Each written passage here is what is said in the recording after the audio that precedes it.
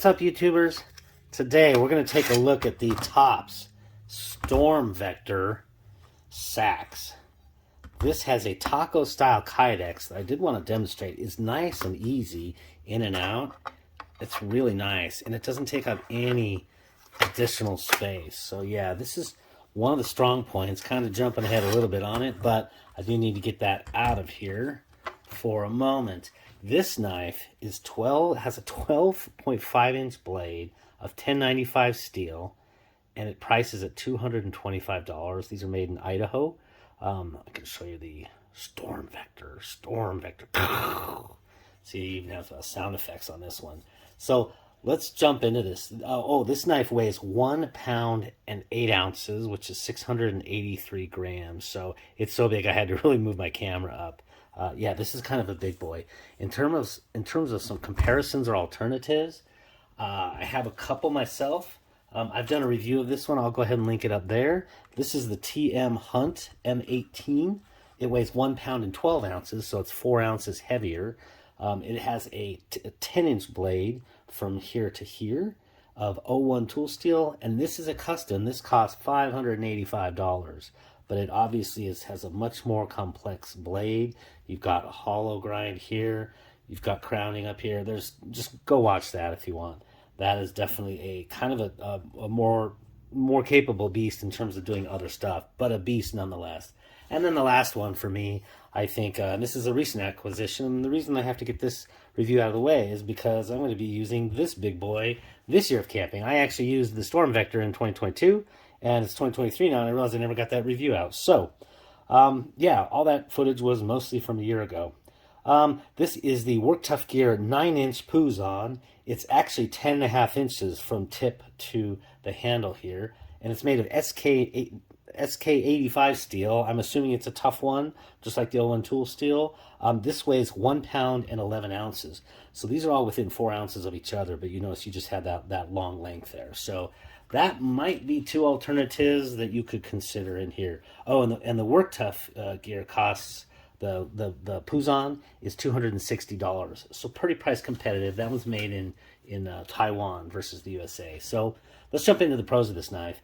This is a great chopper. Pretty much that's kind of the one thing that it does is chop. It chops as good as anything. It is tougher than Superman's balls, this 1095. Fairly thick. I didn't measure it, but this isn't going to be breaking on you. When with camping, I threw this into the ground several times. No problems on the tip. I did pick up 2 very tiny chips, but after chopping for hours, that's not unexpected. You're going to run into little pebbles and things like that. Made in the USA with a great warranty. That's something to really keep in mind when you're talking about something big like this, where if you do have to exercise that warranty, you're not going to want to have to ship overseas or deal with anything like that. That could be problematic just because your shipping charge is going to probably cost more than the knife. And at that point in time, you're saying goodbye. This handle, if you take a look at it, by the way, it has nice blue liners in there. It has nice squareness to it. Actually, we'll talk about that thing. It's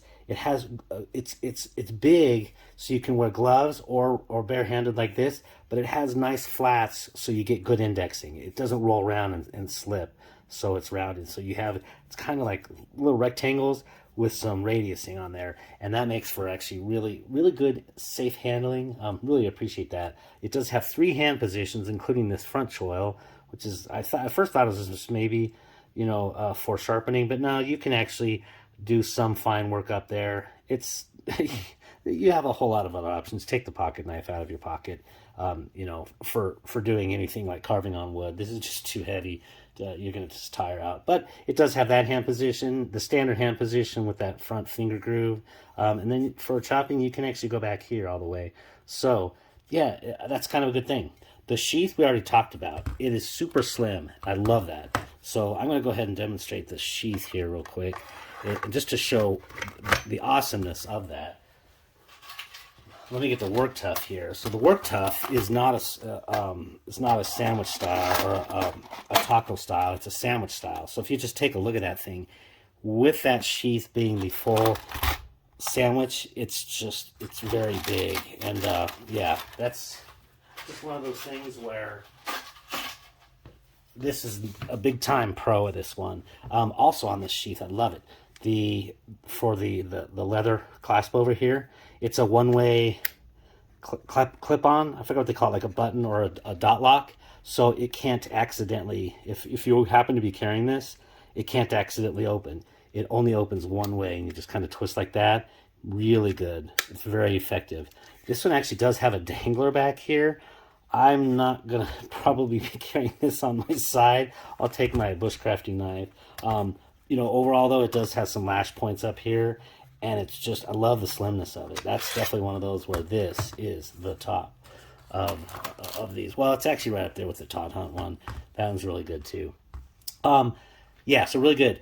The handle, like I said, is big, but it has the nice flats. You know, there's got a lot of good things going for it. As far as the cons, really there's a couple. One is there's kind of a lack of availability of this one, but I kind of get it. It's very kind of unifunctional, and it's going to be a particular kind of people, aka knife nuts, who are going to really, you know, gravitate towards this. So it's not a huge surprise that it's not something that they're producing all the time, but they come out from time to time, and yeah.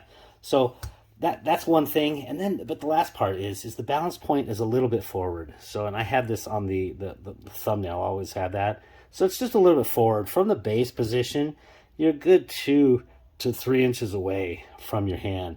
So what it ends up doing is it ends up making it feel just a little bit heavier.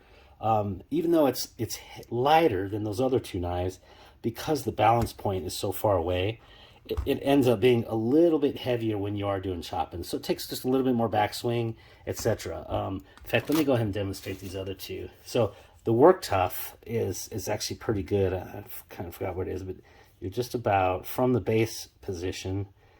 Yeah, actually, look at that. It's right near that choil. So you're literally about a half an inch away from that balance point. So that's why this one, yeah, and I will say, it absolutely feels the lightest in hand. And then if you choke up on that one, you know, so that very light in hand. And then this, I think the Todd Hunt was just about an inch away. So yeah, it kind of split the two.